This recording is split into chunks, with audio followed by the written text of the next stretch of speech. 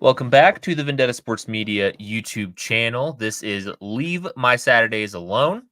I'm your host, Garrett Burrows. Joining me this week is the Chickster, who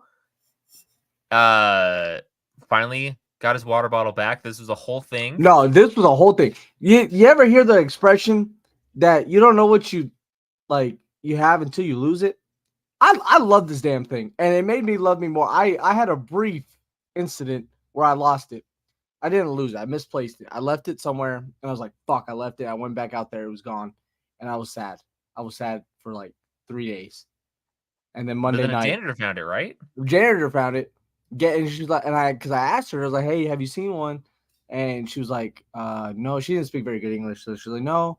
And then like she saw me Monday night after one of our football games, and then she was like, "Is it this one?" I was like, "Yeah." I was like, "Dude, get me some." I was like, "Bro, you doing the Lord's work out here." So she's in. I gotta buy her something or something. I gotta buy her some food or something. I bet She's she good got the people. crispiest high five from you too. Oh, bro, I'm talking about.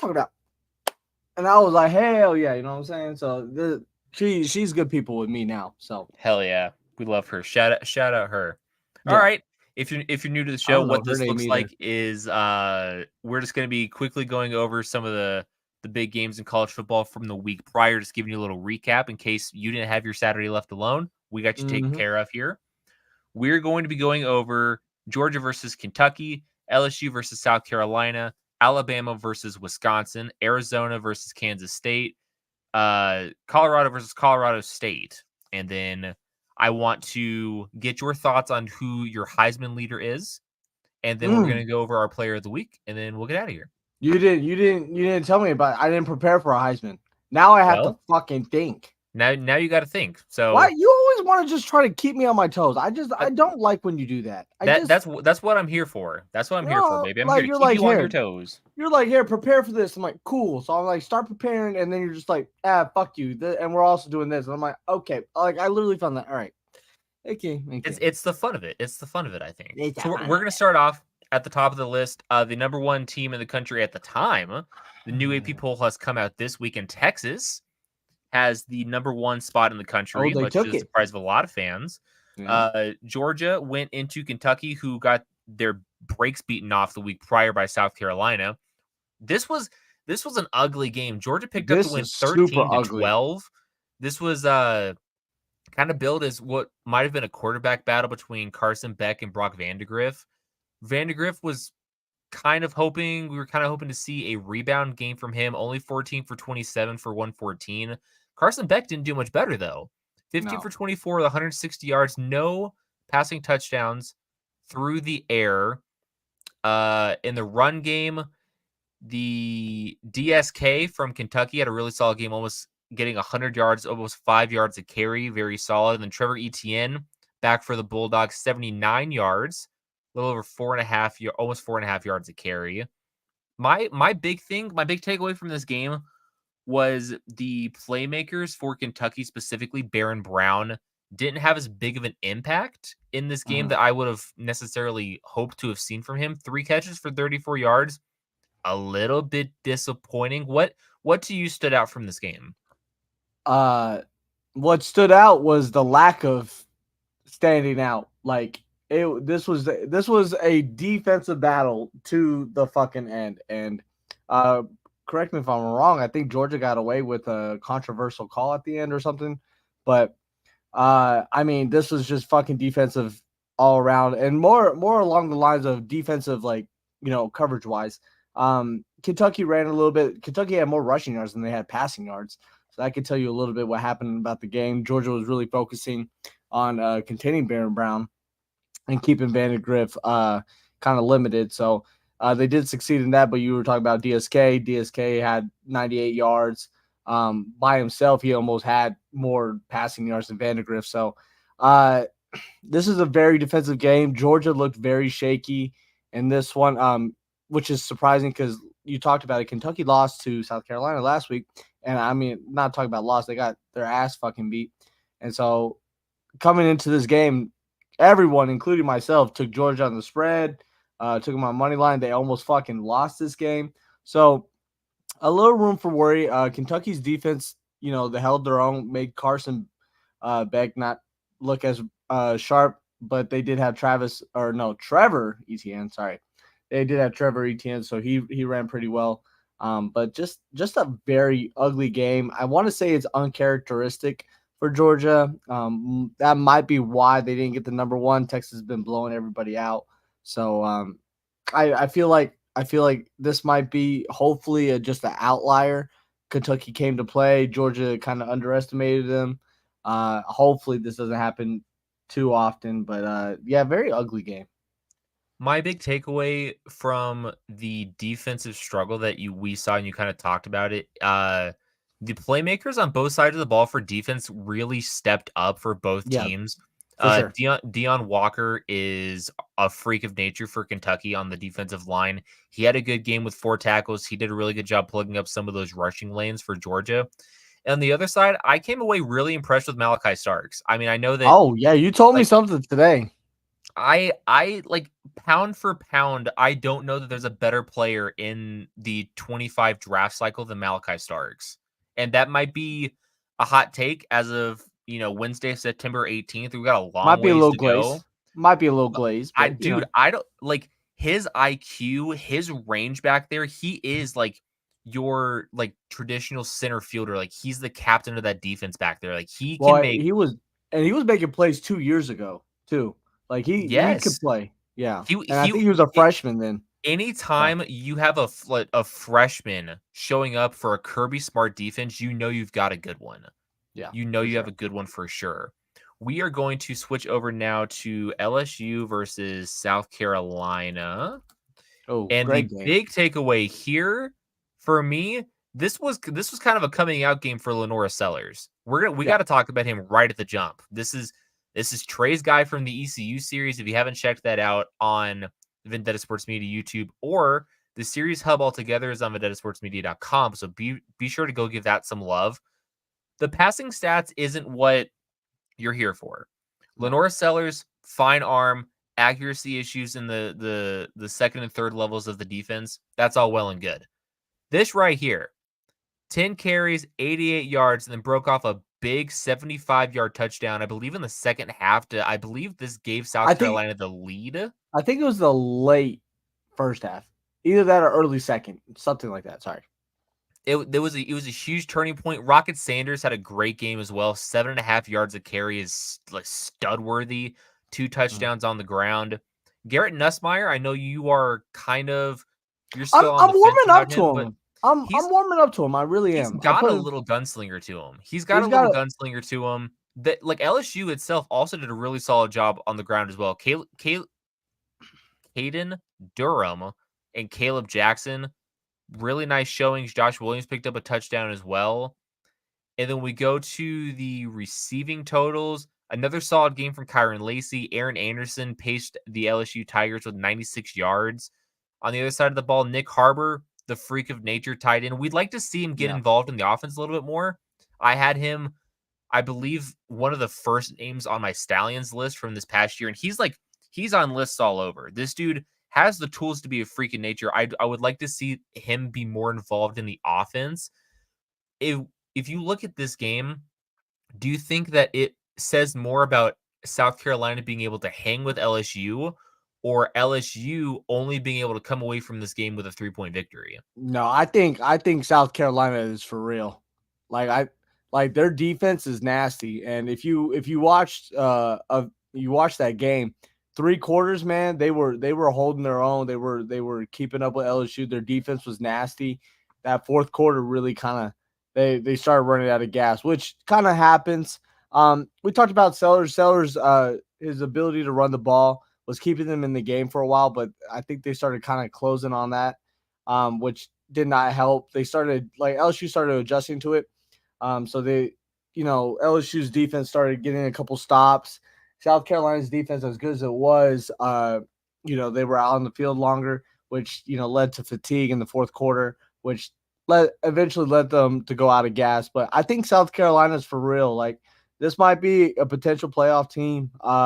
To be honest, like I think they could sneak in and one of those later seeds. I mean, especially if Sellers can we talked about Sellers' accuracy issues. If he's able just to maintain the ball, limit turnovers, college you can get away with being a dual threat quarterback if your ability to run that can usually mask your accuracy issues at least at the third and fourth level. So even though Sellers might not be the best throwing QB, he can manage the game. He can run what he needs to. And LSU is actually, I think they're a little bit underranked at 16. What are they ranked at this week? Do you know off the top of your head? I could take a look. Well, I do think I thought they were gonna take a step back after losing Jane Daniels, but they're still in the mix. Nussmeier looks like he's getting more comfortable every week. We saw a little bit of a flare from Nussmeier last week, and then I think he continued that today, even with the tough South Carolina defense. I think this defense is like it's for real. So I think South Carolina is good. I think they should be going to be ranked pretty soon. What do you got? LSU is ranked 16th again in this week's AP poll, so they've stayed the same. I really quickly want to shout out Braden Swinson from LSU with a monster day with 3 sacks. That 3 sacks in any given game is kind of unheard of. Be able to go onto the road and have a performance like that was huge for that defense as well. I think I don't know that I'm necessarily ready to give South Carolina the nod to be a sneaky playoff team. I think they still have some wrinkles to work out on the offense. But if this team stays together next year, Shane Beamer's got this team. They're humming. I know that they lost this game, but it was a 3-point loss. They were plus 7.5 going into the game, so they covered. Good teams win, great teams cover. So we'll look to see if they end up on the Hard Locks list going forward, because this is a team that I would have some pretty decent confidence in betting in. Yeah, especially against the spread. We are moving on to Alabama versus Wisconsin. Kind of depressing. This game I expected to be a lot closer because of the environment that it was in. Not to say that it was going to be like a 1-possession game, but a 32-point blowout at home was not on my radar for sure. Jalen Milroe, what more is there to say at this point? He's proven a lot of the doubters wrong right now. Let a naysayer know, you know what I'm saying? You got to let a naysayer know. And I think it's time to hang it up on Tyler Van Dyke. I think it is. I think the ship has sailed on him. I don't think there's I don't think there's any going back for Tyler Van Dyke. He went 5 for 5. I think it's it. I think 100%. I think it's game over for him. I'll be honest. Jam Miller had a nice rushing touchdown on the ground. Jalen Milroe with 5 total touchdowns, which was huge to spearhead this Alabama offense. Ryan Williams, the true freshman. The true 17. Freshman at Alabama can't even vote. The Crimson Tide. Can't even vote in rushing. It's crazy. It's absolutely absurd. He and Jeremiah Smith from Alabama they might be top 10 to top 5 picks in their draft cycle. It's ridiculous. That's the kind of upside these guys have. It's absurd. Ryan Williams is going to get drafted at 20, which is fucking absurd. Yeah, like both these guys are going to enter the league at 20 or like a young 21 years old. It's absolutely disgusting. What do you think about this Alabama team's outlook going forward? I know, new head coach Kalen DeBoer coming in seems to be working magic with Jalen Milroe right now. The defense is still firing on all cylinders. Like, is this not to say that people were sleeping on this Alabama team, but like, is this still a championship contender? I think they make the playoffs for sure. I don't think there's a doubt. I'm not sold. You remember we talked about this last week. Alabama struggled heavily against US South USF, Florida. Yep. Yeah, I'm just gonna say South Florida because I had a brain aneurysm. But like this was nice to see them come out, beat Wisconsin.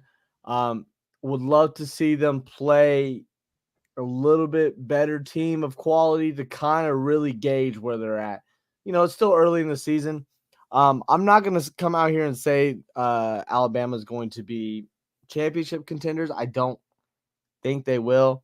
I'm still not sold on Milroe fully as let me be clear. When I'm talking about Milrow, Let I'm me be talking clear. about like if he's in like the top tier, and I don't think he's there. I don't. I think he's I think there's still some accuracy issues. I think his ability to run like helps a lot, which gives him more time in the pocket just because of his ability to scramble. More teams are worried about that and trying to keep him in the pocket so he doesn't scramble. So I do think that helps. Um, I'm not sold on him yet. I'm not sold on this Alabama team, but I do think they have a lot of pieces. And if they get more confident in their inability, I think, yeah, eventually they might be a championship contender. But at this point in time, I don't have it. I don't have it there. I think they make the second round of the playoffs, but I don't think they get to the championship game at this moment of 9/18/2024. You had mentioned that you want to see this Alabama team go up against someone credible to kind of see where, like a litmus test almost. They got a bye week this week, and you know who they play the week after? Who's that? They're hosting Georgia. Oh, that's what I need. I need to see that game. I need to see how That Jalen game is going to be Monroe the plays game of the against week that game. for sure. Oh yeah, I'm excited for that one then. That one's going to be a great one. I want to touch on this game really quick. Arizona, who was ranked 20th last week, went into Manhattan to play the Kansas State Wildcats. I really just want to talk about Air Mac in this one. I admittingly expected a little bit more out of this Arizona offense. I kind of did expect Kansas State to win this one. They are one of the favorites in the Big 12 for a reason. They kind of showed it with a really impressive defensive performance, and they dominated on the ground with 200 plus rushing yards. So shout out to them. But Air Mac went crazy. Air Mac he's balling out to start the year. 11 He's wide receptions, receiver one. 130, yes, 138 yards through the air. Noah Fafita played fine. They threw some really interesting defensive concepts at him to try to keep him on his toes, and that you can kind of see that with the 26 for 42 with an interception. Really, really rough QBR because he made some really errant throws during this game. If you're an NFL team or if you're an NFL GM, right? What is that range that you're thinking of taking Air Mac in the draft? Like if you're kind of building your big board, how high would you take a guy like Air Mac if you Oh, were a team in need of a receiver? are we already talking about he's a first round pick? Because that's where like I think obviously I yes. believe he's a guarantee first round pick. So I don't think there's any I doubt about that. I did do a mock draft and kind of just looking and and for me at this point in time when I do mock drafts, they're for fun. I'm throwing darts on the board or throwing, I'm just throwing darts and I'm just kind of whatever. Uh, I think anything past 20 is kind of crazy. That's anything past 20 is crazy. Like he should not make it past 20. Um, Depending on how well he plays the rest of this year, depending on the needs of a team, uh, might be top 10. I mean, I wouldn't. I don't think top five. I think the highest he can go is like 8. I think like an 8 is the highest, and then from there it's like 8 to 20. He's getting picked in that range. Like if he makes it past 20, congratulations, you got to steal. That's how I feel. I know this is gonna sound like, well, duh, of course it comes down to this. I'm going to be fascinated to watch his pre-draft process and how he tests. Yeah. Because if this dude, he's got a little bit of wheels to him. It's not his strong suit, obviously. He's a contested catch monster with that frame, and he can catch anything you throw at him. But man, if he runs low, like I'm talking like mid 4.4s, if he can get a little bit lower, he's not gonna be a guy that I don't think runs in the 4.3s. No. Listen, if he runs a 4.39, he might be a top 5 pick. No bullshit. If this dude Ah, runs a 4.39 or faster at his frame at the production he's putting up, it's hard to argue. I don't But think I don't think it's a knock on him to say he's not top 5. I think that's more a praise towards the other players and that could be in the draft admittingly, process. it is a loaded defensive class. This Yes. defensive class is very, very stacked. But the pre-draft process is going to be huge for a guy like him to separate him from someone like Luther Burden, who are the consensus wide receiver 1, wide receiver 2 in the class. Yeah. Which I mean I still have airbag, but that's just me. I will say I was a little bit I I had a little bit of I bought a little bit can I finish any of these sentences? I bit a little bit into the Arizona cheese. It bit me in the ass. Little like, and remember, I think the week before, the week at, or the week before that, I said, "Are we sure even Arizona's even good?" Um, I think they're decent, and I think they got a taste of what good looks like. But to be fair, I was doubting Kansas State a little bit because Tulane, they played Tulane the week before, And almost lost. and yeah, Tulane was in that game, and I feel like Tulane's 1-2, and they faced some tough teams in the first couple 3 games, and like they played Oklahoma, Kansas State, and 2 games that they were both in, but just didn't win, and now they're 1-2. But I think they're a lot better than the team there, and we're not even talking about Tulane, but I mean I think they're a better team than they are. So. That's entirely fair. And to Tulane's credit, their schedule does lighten up quite a bit, so there is very much room for them to make a run. But yeah, that does speak to the kind of team Kansas State is as well. Is that they weren't a team to be taken lightly, and not to say that obviously Arizona took them lightly, but to like see a game like this kind of does speak to the type of team Kansas State is and the room to grow that specifically the defense has for Arizona. Yeah, for sure. I wanted to highlight this one really, really quick You love talking about Colorado because you love Colorado. I think I've come to a conclusion All right. I'm a Colorado hater. It's what it's turned 49 out to be. times. That's fucking crazy. I didn't even know that. All right. It's what it's turned out to be. I'm a Colorado hater. I don't care. I'm out on Shedeur Sanders. I'm out. I don't want to draft him. I'd be scared to draft in the first round. I'm getting farther away from it. I got a new favorite in town. People know who he is. That is true. I don't know how you can see this kid and his antics off the field and like expect anything to change. He is so immature. We're of course we're talking about Shedeur Sanders again here, of course. But he's so immature. Like, I know that it's an in-state rivalry and they were talking all this shit with him and, Braden Fowler, Nicolosi, especially in the offseason with him and Torrey Horton and stuff like that. But, I mean, he comes up to you and wants to shake your hand after the game. If you're going to talk your shit, at least do it while you're shaking a hand, right? Because he's like, the other guy's coming up to you and be like, yep, you got me. Fine, whatever. I'll shake your hand. I got that respect for you. That's the arena to talk your shit, is at least at a mutual like respect. But like, you take it upon yourself to like brush it off and like point at him and talk that shit. Like I just, that's so immature. I'm all for talking shit. I'm all for talking shit. I'm on both sides of it. Like I'm being a contrarian Connie right now. Okay, like I made that one up. Because I do agree with you. Like antics wise, like, hey man, like you won the fucking game. Shake his hand, whatever. Talk your shit. And at the other note, if someone's been talking crazy to me all week and I don't fucking like that guy, fuck you. Like, no, fuck you. Don't come over here and try to shake my fucking hand after you. No, fuck you. Like, but so I get both sides. I do. But isn't there some level of like mutual respect to see somebody else like, yeah, okay, let's say you and I were talking shit to each other, right? We're different. We've been besties. We're twin. Take that aside though. Where have you been? Oh my.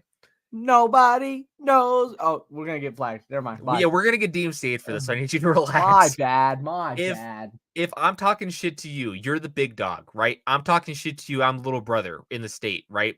And you come into my turf and you kick my ass, and I go to shake your hand. I'm basically admitting, yeah, you got me. That's on me. That's my bad. Ultimately, this is what I would have shook your hand. I would have had no conversation. I would have just, like, if you put your hand out, shake it, and I would have left. Ultimately, that's what I would have been doing. But that would have been more acceptable than just I hope I was mic'd up, because I would have been talking shit as I was walking away, and you could put that shit on Twitter. I was like, fucking I also want to point out really quickly. I want to point out really quickly, and then we'll get off the Colorado hate here. Do you see this right here? Yeah. QBR of 67, right? Yeah. QBR takes into consideration your quality of throws, your types of throws, and like incompletions, interceptions, and stuff like that, right? He went 36 for 49 and a QBR of 67. What does that tell you? Because I know what it tells me. He completed the throws, although they might have been bad throws. That's what it tells me. The bad throws were bad, and the throws are simple reads and nothing really downfield. That's what that tells me. Like if you they didn't. They didn't upgrade that O line like they should have. and I understand that, but if we're trying to project Shador Sanders as like a top end NFL prospect, and he's in an offense where they aren't scheming up those bigger time throws, like isn't there some level of concern that like the offense is so simple for him that he's not going to be able to understand like a more in-depth playbook at the next level? Or am I just a hater? Garrett, I see what you're getting at, and I'm not saying I disagree, but I also think that he's smarter than you give credit for. But it's hard to progress through reads, and maybe the playbook is simple because he doesn't have fucking time, and they know that. But it doesn't matter because the Giants are drafting him. Oh Lord, the Giants are like, I feel like that's a match made in heaven that the Giants are drafting him. and you know what? I don't even necessarily know that I hate that because Like you know his dad will let him play in New York. You're telling me that Deion Sanders prime time is not going to want him to play in the Big Apple? Come on now, come on. You telling me he's pulling Eli Manning on that shit? Hell no. Travis Hunter though is really fucking good, and I'm all in on Travis Hunter. I am more in on Travis Hunter as a receiver than I am a corner, and that's saying something because I think I know at the start of the year I was like kind of back and forth about like being like a top end like elite I like prospect. Both. I don't care. I'll draft him. You could turn in the card for him at 1. I'm not even fucking joking. Then you just figure out what position he's gonna play. You gonna put him a wide receiver? Great. You have one of the best receivers in the class. You put him out there at corner, he's one of the top corners in the class. And it's so unheard of in the NFL, but I would coach him at both positions. I absolutely would. No, but I would do wide receiver. Listen, corner goes down. Travis Hunter knows what the fuck he's doing. That's fine, but I don't think you can do the Iron Man thing at the NFL. No, he wouldn't start. Yeah, I don't think you could. That's a pretty decent shout. I don't hate that. I don't hate that. Yeah. All right. Let's pull up the current Heisman standings or Heisman rankings. Heisman I forgot about this. I did not prepare. Odds. This is as of 2 days ago. I think that's ridiculous. I think that is ridiculous. The Ark Manning shot up the boards. Here are your current odds to win the Heisman Trophy. Your current favorite. This is as of 2 days ago, according to Fox Sports. Hold on. DraftKings Sportsbook. We're gonna go to an actual sportsbook, not just freaking whoever the fuck. These lame fucks. Give me the Heisman Awards. Awards. Okay, so it was actually relatively the same, but whatever. Yeah, okay. So your current favorite in the house is Cam Ward out of Miami, followed by Jackson Dart at plus 700, tied with Jalen Milroe. Nico the Floor is Lava, who started the year like plus 1200s up to plus 850. Dylan Gabriel, Carson Beck round out your guys that really have kind of a shot at this. Quinn Ewers at plus 2000. Miller Moss, Ashton Genty, all at plus 2000. Arch Manning is ridiculous. Nobody should be betting that. That's so fucking stupid.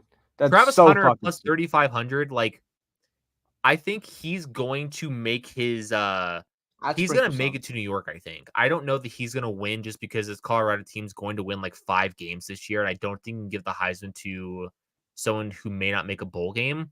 I would sprinkle some money on it. It's worth a sprinkle. It is. Yeah.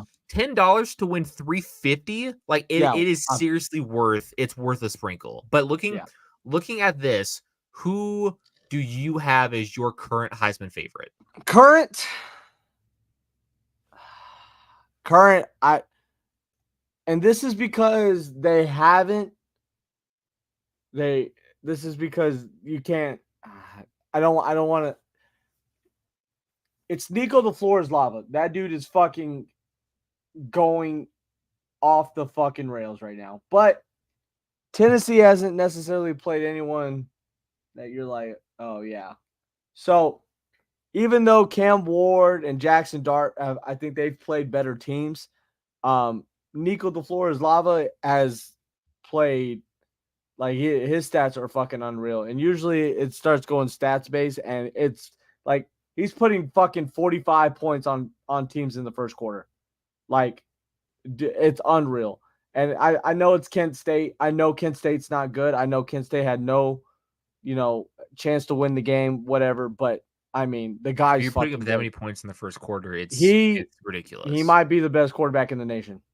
He might be the best quarterback in the nation, and I that should not be crazy. Like I think he might be the best quarterback in the nation. Through 3 games, the Tennessee offense has put up 69, 51, and 71. I don't care who it is too. I don't care who it's going against. Like that's fucking impressive. The real litmus test for Nico this week is going to be this week because they're traveling to Norman to play the Sooners. This is going to be like the first real test for the freshman. And Sophomore. listen, or is he redshirt freshman? Redshirt freshman. Okay. After that, the schedule lightens up a little bit. They're at Arkansas hosting Florida. Then it turns up a little. You're hosting Alabama, hosting Kentucky. You close out the year on the road at Georgia, on the road at Vanderbilt, who isn't a tough out, or who is a tough out. They're not a great team. They're going to be a tough out though. My pick, I might go Nico as well. I'm going to be honest. Like this team, this offense is humming right now. Like this might be a shootout in Oklahoma, and I could see Tennessee putting up another 38 to 45 points on the Sooners. I really could. In the first half, no. And Nico, in limited action, still has good stats. Like through 3 games, and I think he's played probably a combined like 8 quarters, maybe 8.5 quarters, 9 quarters, maybe. He's got 698 yards, 6 touchdowns, 2 interceptions on 71.6 completion percentage as well. Yeah. He's got to be your favorite. He has to be, for me at least. So the three that I would take right now as of today is Cam Ward, Jackson Dart, and Nico DeFlores Lava. 4 is Travis Hunter. I think Travis Hunter deserves a shout. I do think that Ashton Jeanty still deserves a bit of a shout as well, just from a production standpoint, because you touched on it. Like stats are going to win you this at the end of the year. So I think he deserves some love as well. I think those are the 5 you have to put that's in consideration. I agree wholeheartedly. Now, at the end of the episode, we are going to give you our player of the week. I've got mine, and it was kind of surprising. I'm gonna be honest. Do you want me to go first while you look one up? Yeah, go ahead. Yeah, go ahead. Good. So my player of the week is future real estate agent Alan Bowman from Oklahoma State. In a 45-10 win at Tulsa, 24 for 31, 396 yards, 5 touchdowns. He's and the crazy thing is I've been kind of scrolling through Twitter today, kind of looking at like different player performances and stuff like that. People are sort of talking themselves into Bowman as like a day 3 guy. Which is horrendous to me. Yeah. That's horrendous. It's Tulsa. You can't I'm not doing this with you. I'm not doing this with you. After just saying, well, I don't care who Tennessee played. Now you're gonna be like, well, it's Tulsa. I'm not. You can't have your cake and eat it. So I'm not doing this argument with you. I had some other contenders as well. We shouted out Rocket Sanders, Air Mac, obviously great week as well. Khalil Mullings from Michigan ran all over the place against Arkansas State. 15 carries, 153 yards, and 2 touchdowns on the ground as well. So those are some shouts this week. My player of the week is Alan Bowman at Oklahoma State. I went with I didn't want to go with Air Mac, but I went with Luther Burden, which is like you said, either wide receiver 1 or wide receiver 2. Played against Boston College. and I've been out on this Missouri team. Still kind of am out. I'm not necessarily sold on them, but Luther Burden he had 7 receptions. He had 100 yards. Um, And a ton. one touchdown. Yeah, And a one ton. touchdown. So, played very well against a Boston College team who Who has should not be slept on. they should not. They played quite well. So I was actually kind of impressed with that because I've been kind of out on Missouri. So Missouri got a big win against they were six. Missouri was 6th ranked. Boston College 24th ranked. I actually picked Boston College on spread. On spread, so did I think, yeah. So and we'll talk about that here in a few minutes. But I picked Luther Burden, even though it's kind of a weak pick, wide receiver 2. I'm glad you found the Alan Bowman, future real estate agent, and He's gonna be one of the best real estate Oklahoma. agents in Oklahoma. Shout out That Alan I can Bowman. already see the commercials. Like I can already see them. So, But yeah, he does not have an outlook in the NFL. But I mean, shoot, he's gonna sell you. He's gonna sell you a house, low APR, baby. He's gonna low get you the price you APR. want. All right. Shit. I wish my APR was lower. I want to give a thank you to Chickster for joining me this week on Leave My Saturdays Alone. I am your host, Garrett Burrows. If you liked the video, please be sure to leave a thumbs up. Comment down below who your player of the week was. What games do you want us to take a look at next week? If you haven't subscribed already to the Vendetta Sports Media YouTube channel, just press the subscribe button. Nice and easy, and ring the bell so you don't miss any more uploads. We're going to see you next time.